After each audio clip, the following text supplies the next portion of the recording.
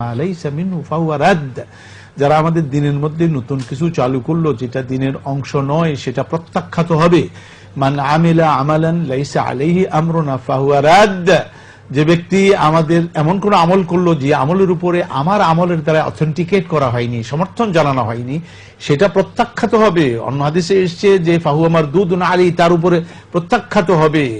এরপরে তার কুল্লু বিদআতিন দালালা ওয়া কুল্লু দালালাতিন ফিন্নার, প্রতিটি বিদআত হলো গোমরাহি, আর প্রত্যেকটা গোমরাহির পরিণতি হলো জাহান্নাম।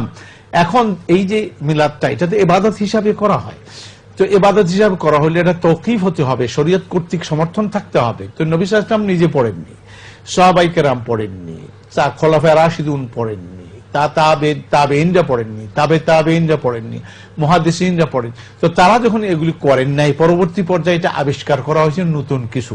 এরকম আবিষ্কারের ফলে উল্টা নবী সাল্লাল্লাহু আলাইহি ওয়াসাল্লামের উপরে একটা অপবাদ এসে যায় যে যদি এটা শরীয়তের মধ্যে থেকেই থাকে তো নবী কেন করলেন না? কাজে নবী বাদ দিয়েছেন, গোপন করে দিয়েছেন।